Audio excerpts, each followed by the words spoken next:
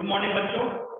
बच्चों आज हम लोग क्लास 7 की साइंस का 6वां पाठ चैप्टर 6 पढ़ेंगे, जिसका नाम है भौतिक एवं रासायनिक परिवर्तन। प्यारे बच्चों, आप लोग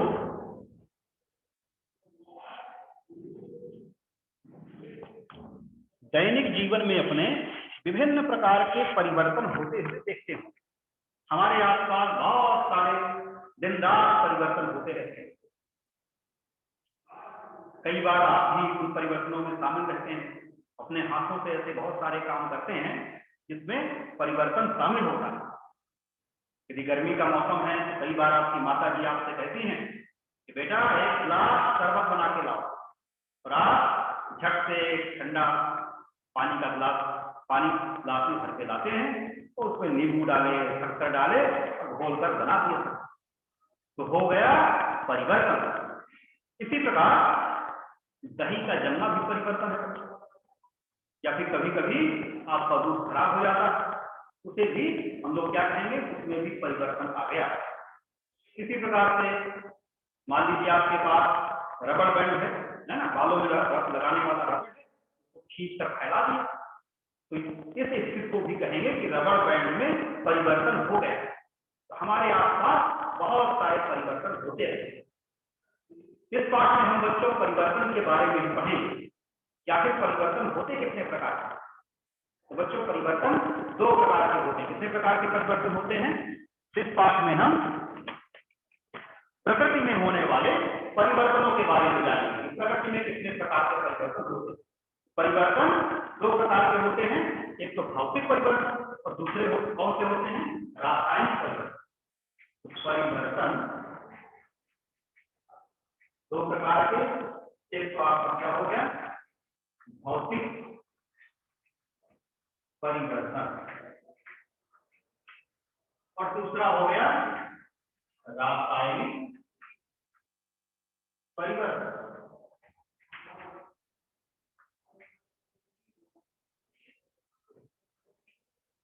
भौतिक परिवर्तन किसे कहते हैं? भौतिक परिवर्तनों से आप क्या समझते हैं? तो कुछ उदाहरणों के द्वारा, है ना, कुछ उदाहरण के माध्यम से हम लोग भौतिक और रासायनिक परिवर्तन को समझने का प्रयास करें।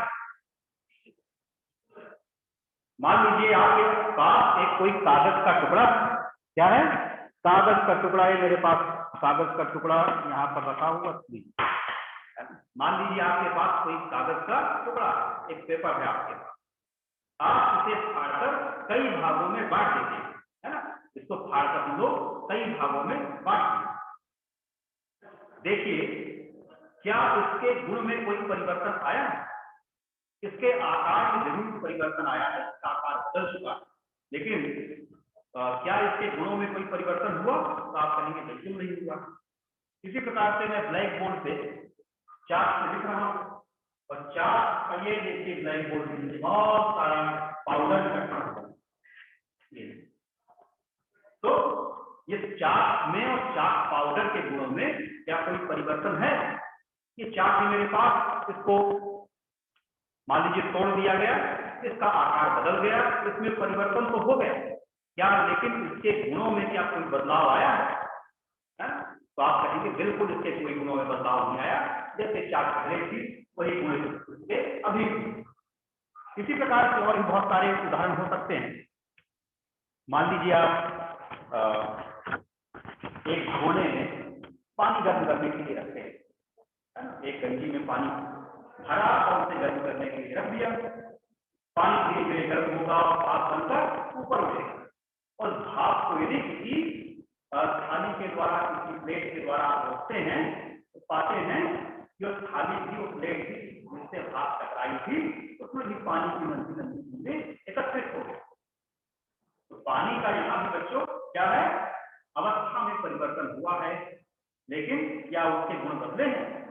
है ना, वो भी पानी है, तो आप कहेंगे यहाँ भी गुण नहीं बदले।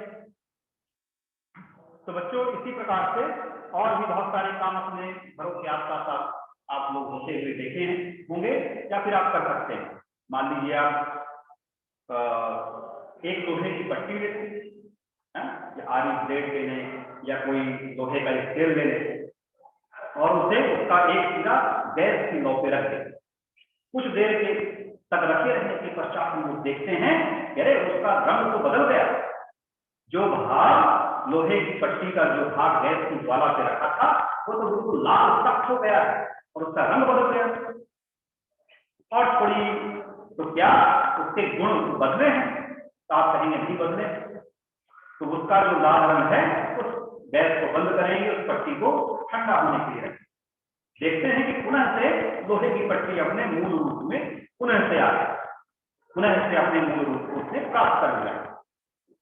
तो बच्चों जो भौतिक परिवर्तन है ये सब जो काम हुए, अवस्था बदली, रंग बदला, आकार बदला, ये जो काम है इसे हम लोग ये जो क्रियाएं हुई इसके साथ है तो इनको हम लोग पदार्थ के भौतिक गुणों में परिवर्तन कहते हैं।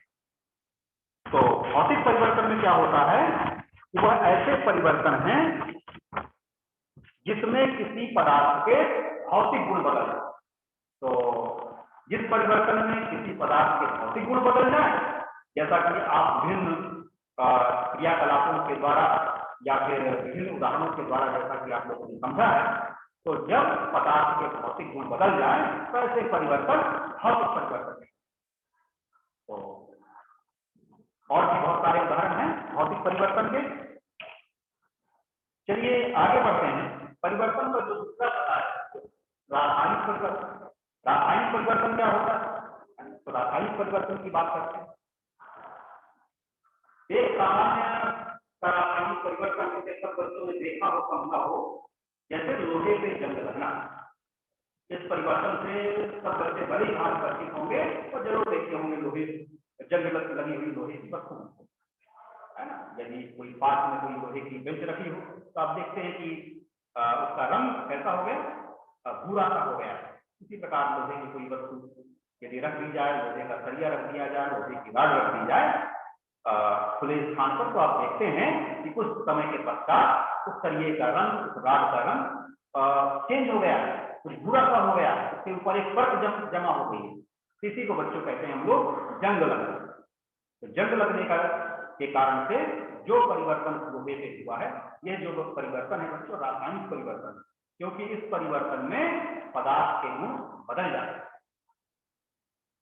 तो जो जिस परिवर्तन में पदार्थ के गुण बदल जाए उसे हम लोग रासायनिक परिवर्तन कहते हैं। जैसे कि लोहे की वस्तुओं में जंग लगना, यह एक रासायनिक परिवर्तन का उदाहरण है। और जंग लगने के कारण आप लोग जानते हैं कि लोहे का इस्तेमाल बहुत सारे कामों में होता है। आपके घर में खिड़की दरवाजे हों या बड़े बड़े लोहे के पुल हों या बड़े बड़े जहाज हों, तो जंग लगने के कारण ये खराब हो जाते हैं। तो जिसके कारण से देश को हो या आपको व्यक्तिगत हो तो बहुत ज्यादा आपकी क्षति का सामना करना हो जाता है। तो बच्चों रासायनिक परिवर्तन जैसे कि लोहे में जंग लगना एक रासायनिक परिवर्तन। आप लोहे में जंग क्यों लगता है? लोहे में जंग लगने के लिए क्या क्या चाहिए? दो चीजें बहुत जरूरी है। दो चीजों का संपर्क लोहे से हटा दिया जाए तो उससे जंग नहीं लगेगी। लोहे से जंग कैसे लगता है? तो लोहा किसकी उपस्थिति में? ऑक्सीजन की उपस्थिति में। ऑक्सीजन की उपस्थिति में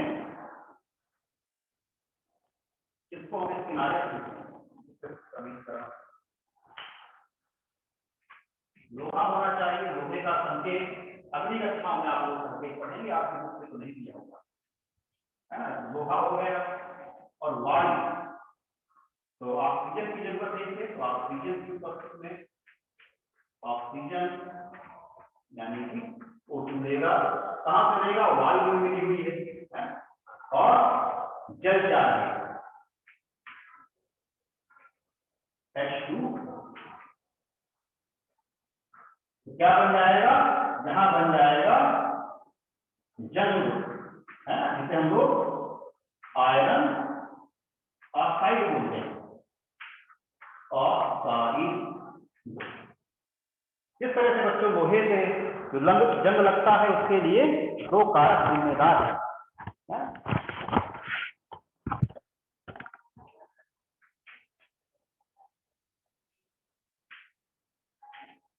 इस समीकरण को आप नोट कर लेंगे।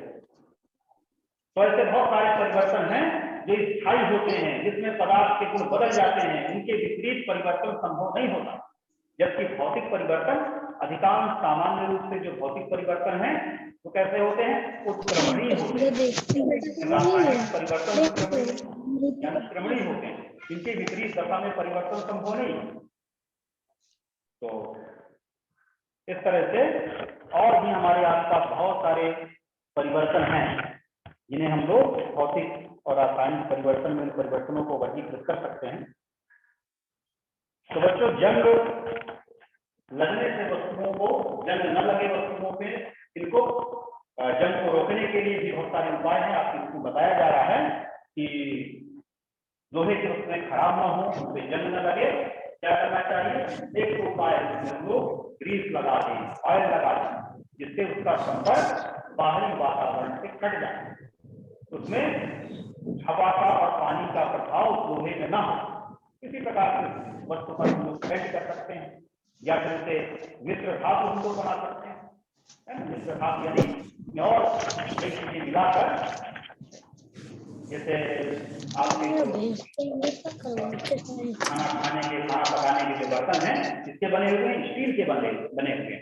तो स्टीललेस जो स्टील है वो एक मिश्र धातु है, इसमें लोहा जरूर मिला हुआ है, लेकिन और भी बहुत सारी चीजें मिला दी गई हैं जिससे इसमें जंग नहीं लगता है। रोज थालियां हम लोग धोते हैं, इसमें क्या मिलाया गया है, क्रोमियम, निकेल, मैग्नीज, है ना, और कार्बन जैसी चीजें मिलाकर इसे मिश्र धातु का रूप दे दिया गया है, इसके कारण से इसमें जंग नहीं लगता। इसी प्रकार से हाइब्रिडाइजेशन करके हम लोग लोहे की वस्तुओं को जंग लगने से बचा सकते हैं। चलिए आगे बढ़ते हैं, आगे देखते हैं। आगे बताया जा रहा है क्रिस्टलीकरण के बारे में। किसी पदार्थ के क्रिस्टल आप लोग कैसे प्राप्त करते हैं, पेज नंबर 67 हम लोग पहुंच चुके हैं। क्रिस्टलीकरण से भी परिचित होंगे, क्रिस्टल कैसे बनाते हैं।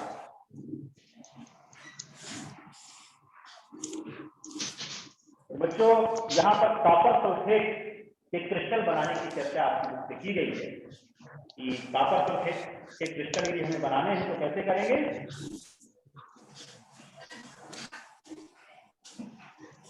कि एक बीकर लेते हैं, एक बीकर में थोड़ा सा पानी भरते हैं और उसे गर्म करने के लिए रख देते हैं।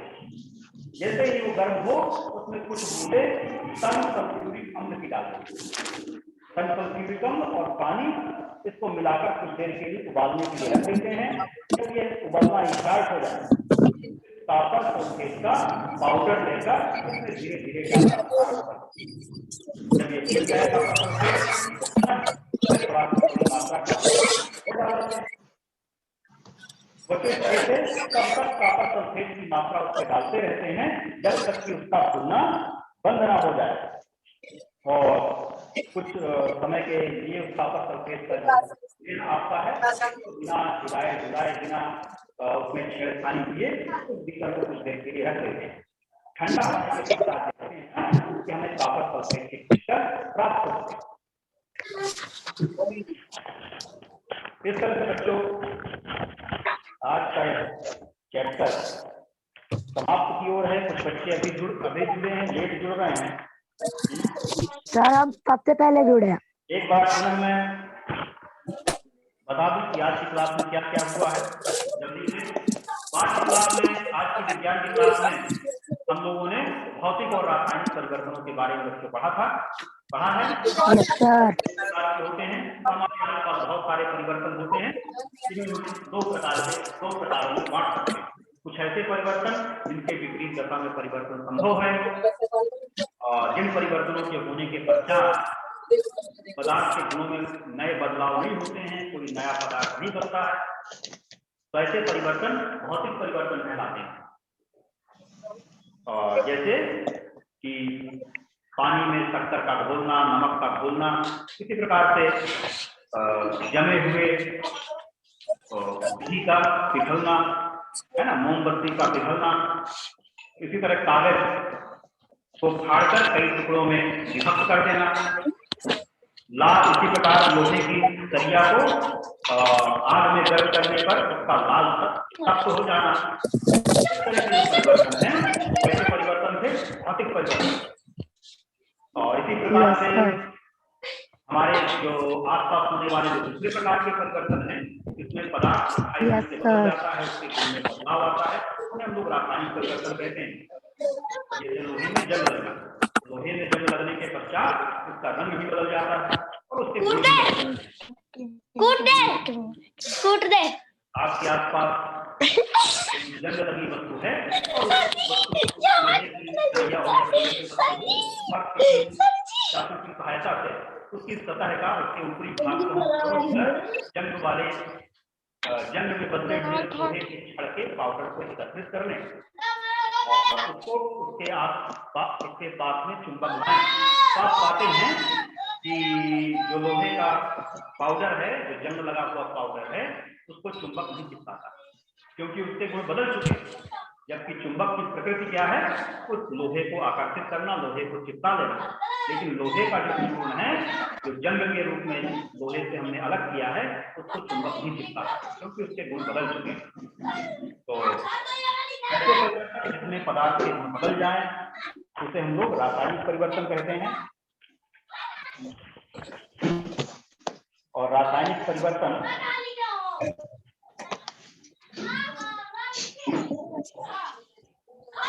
कई क्रियाकलापों के रासायनिक परिवर्तन को समझ सकते हैं। हम लोग प्रयोगशाला में हमें समझना है कैसे परिवर्तन होता है, तो एक हम परख नली लेंगे, उसमें पीने का पानी रखेंगे, है ना, और उसमें क्या डालेंगे? एक परख नली लेंगे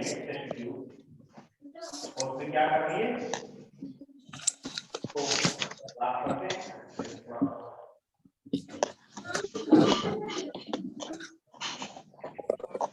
एक टेस्ट ट्यूब लिए चूल्हे का पानी भी चाहिए और एक टेस्ट ट्यूब से क्या चाहिए? एक टेस्ट ट्यूब और ले लो। इसमें चाहिए हमें सिरका, क्या चाहिए? थोड़ा सा सिरका चाहिए और खाने का सोडा चाहिए। सिरका और खाने का सोडा। इस बार में हमने देखेंगे जब सिरके में खाने का सोडा डालते हैं तो कुछ बुलबुले से हमें दिखाई देते हैं और इस क्रिया के पश्चात एक गैस बनती है, कार्बन डाइऑक्साइड गैस बनती है। कार्बन डाइऑक्साइड गैस को क्या पर एक काट लगा देंगे, बाहर कोई भी गैस न निकलने पाए और इससे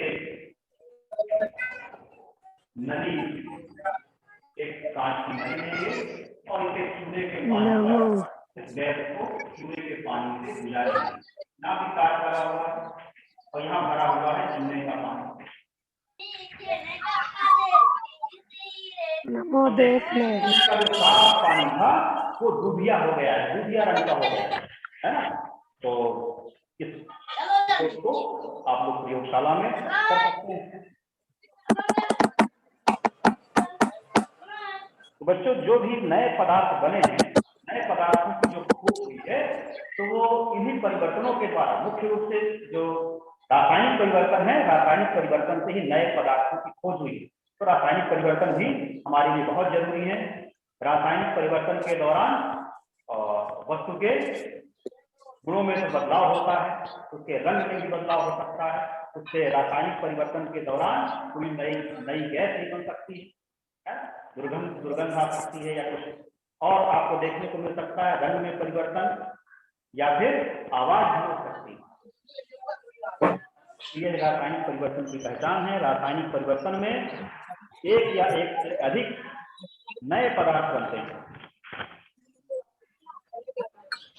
साथ में क्रिस्टलीकरण के बारे में हम लोग चर्चा कर चुके हैं। Yes sir.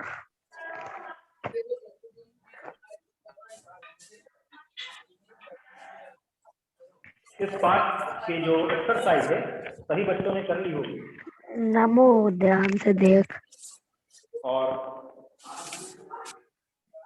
कुछ प्रश्नों को मैं समझा दूं, और उस पे मौखिक रूप में लिख चर्चा लेना लिख लेना। करते जाते हैं। इसके पूर्व भी ऑनलाइन क्लास के माध्यम से पूरा का पूरा पाठ ब्लैक बोर्ड पर एक एक प्रश्न दिखाए जा चुके हैं। यदि आप स्कूल के अपने चैनल पे जाकर देखेंगे इस पाठ के सारे प्रश्न उत्तर आपको मिलेंगे। चलिए कुछ समझ लेते हैं एक्सरसाइज को। देखें अभ्यास कर पेज नंबर 68, यहाँ पर जरा देखेंगे। निम्नलिखित प्रक्रमों के अंतर्गत होने वाले परिवर्तनों को भौतिक अथवा रासायनिक परिवर्तन में वर्गीकृत करना। तो बहुत सारे परिवर्तन यहाँ पर लिखे हुए हैं, इनके सामने आपको लिख देना है कौन सा भौतिक परिवर्तन है और कौन सा रासायनिक परिवर्तन। सब बच्चे लिखने में सक्षम हो गए होंगे, सब बच्चे बड़ी ही आसानी से इस काम को कर लेंगे। इसी प्रकार से दूसरा प्रश्न क्या है, सत्य या असत्य लिखना है। तो सब बच्चे इसको बड़ी ही आसानी से कर लेंगे।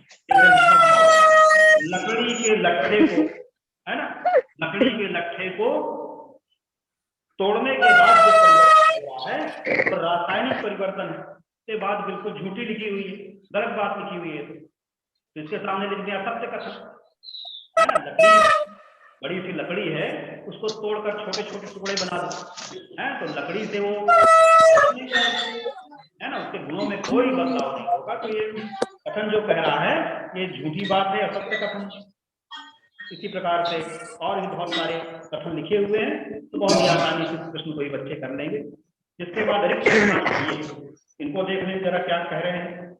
जब कार्बन डाइऑक्साइड को चूने के पानी में प्रवाहित किया जाता है तो यह हल स्थान के कारण से चूने का पानी दूधिया हो जाता है। कैल्शियम कार्बोनेट खाने के सोडे। आगे दूसरा नंबर देखें।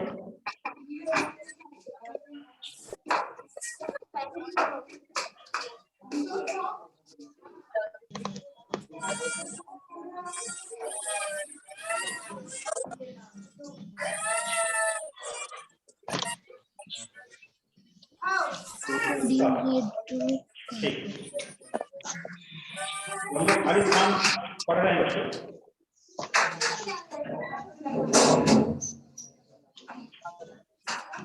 इसमें भर दें दूसरा खाने के, हाँ, कैल्शियम बाइकार्बोनेट इसमें भर दें।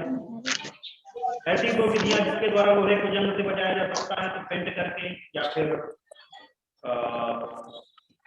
गैल्वेनाइजेशन लिख सकते हैं या फिर ग्रीस लगा के लिख सकते हैं।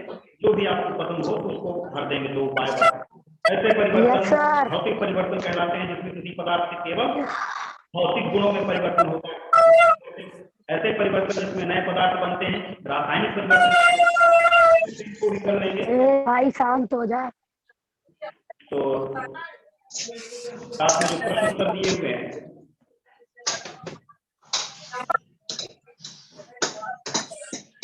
चौथा प्रश्न को देखिए कि जब नींबू के रस में खाने का सोडा डाला जाता है तो बुलबुले निकलते हैं, तो कौन से गैस के बुलबुले निकलते हैं? तो आप बता सकते हैं कार्बन डाइऑक्साइड गैस के बुलबुले निकलते हैं।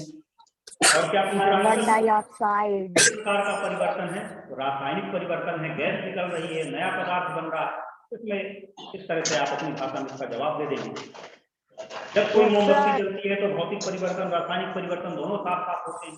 तो मोमबत्ती का जलना जो है वो रासायनिक परिवर्तन है, क्योंकि जलने के पश्चात वह कार्बन डाइऑक्साइड गैस बनाएगी, जलवाष्प बनाएगी और ऊर्जा उससे निकलेगी, तो नए पदार्थ बन रहे हैं। इसलिए मोमबत्ती का जो जलना है वो रासायनिक परिवर्तन है। और मोमबत्ती का जो पिघलना है, कुछ जल रही है कुछ पिघल रही है, तो पिघलने की क्रिया में भौतिक परिवर्तन हो रहा है, सिर्फ अवस्था उसकी बदल रही है। इसका जवाब आप अपनी भाषा में इसका भी लिख सकते हैं। इसके बाद छठवां प्रश्न, आप कैसे दिखाएंगे कि दही का जमना एक रासायनिक परिवर्तन है? दही जमने के पश्चात आप तो सब बच्चे दूध पीते हैं, दूध के टेस्ट से भली भांति परिचित है। दूध कैसा रहता है? उसका स्वाद मधुर रहता है। दही भी खा के देखें, दही कैसा स्वाद खट्टा खट्टा रहता है। तो दूध से दही बनने की प्रक्रिया में क्या है कि नया पदार्थ बनता है, उसके गुण बदल जाते हैं, उसके विपरीत दशा में परिवर्तन संभव नहीं, इसलिए दही का बनना रासायनिक परिवर्तन है।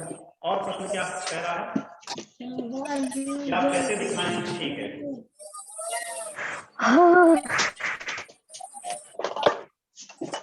मेरा ध्यान से देखो। आपका प्रश्न क्या पूछ रहा है? कह रहा है लकड़ी को यदि जलाया जाए तो कहते हैं कि रासायनिक परिवर्तन होता है, और लकड़ी को छोटे टुकड़े में काट दिया जाए तो कहते हैं भौतिक परिवर्तन होता है। ऐसा क्यों? आप इसके जवाब में लिख सकते हैं कि लकड़ी को छोटे टुकड़े में काटने से सिर्फ उसके आकार में परिवर्तन होता है, यानी कि भौतिक गुण बदल रहे हैं। इसलिए लकड़ी को छोटे टुकड़े में काटना या तोड़ना एक भौतिक परिवर्तन है। वहीं दूसरी ओर लकड़ी को जलाने के दौरान क्या हो रहा है? उसमें नए पदार्थ बन रहे हैं, इसलिए लकड़ी का जलना एक रासायनिक परिवर्तन है। कॉपर सल्फेट के क्रिस्टल कैसे बनाएंगे, तो इसके बारे में हम लोगों ने अभी चर्चा की थी कि कॉपर सल्फेट के क्रिस्टल बनाने के लिए क्या करेंगे? एक बीकर में पानी लेंगे, उसमें तम सल्फ्यूरिक अम्ल की कुछ बूंदे डालेंगे, उसको उबालने के लिए रख देंगे।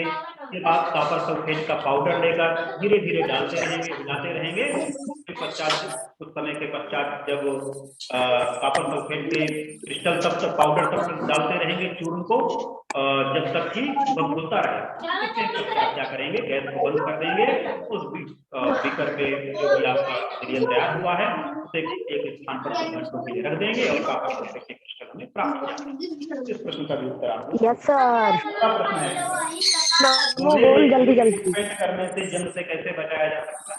तो लोहे के गेट को जब हम नीरज तुम भी बोलो। वातावरण पानी से और ऑक्सीजन से कट जाता है, वायु से कट जाता है, जिसके कारण से लोहे की वस्तुओं में जंग नहीं होती।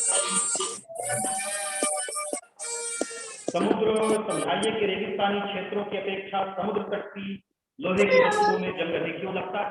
ये बात बताएं बच्चों। समुद्र के किनारे बसे हुए हैं और वहां जो वस्तुएं लोहे की रखी हुई है, समुद्र से क्या होता है? सूर्य की गर्मी से समुद्र का पानी भाप बनकर होता रहता है, वहां की हवा में घुल जाता है, यानी कि वहां की हवा में, समुद्र तटीय क्षेत्रों की हवा में नमी की मात्रा ज्यादा होती है। और नमी क्या है? कहाँ चले जाते हैं? नमी की उपस्थिति वहां ज्यादा है, इसलिए वहां चले जाते हैं? रेगिस्तानी क्षेत्र में क्या होता है? रेगिस्तानी इलाके में पानी की वजह से कमी, वहां रेगिस्तान में इधर उधर नमी की मात्रा, वहां की हवा में जज्बात कम हुई हुई है ना, वहां की हवा शुष्क है, जिससे वहां की वस्तुओं में तटीय वस्तुओं की अपेक्षा धीरे धीरे जंग लगता है या कम जंग लगता है। जंग लगने की जो दर है वो इस तरह से प्रश्न का भी जवाब आप लोग लिख लेंगे।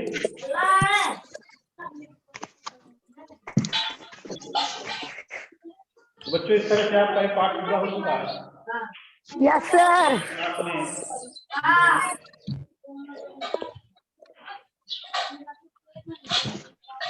हमारे आसपास होने वाले परिवर्तनों के बारे में जाना।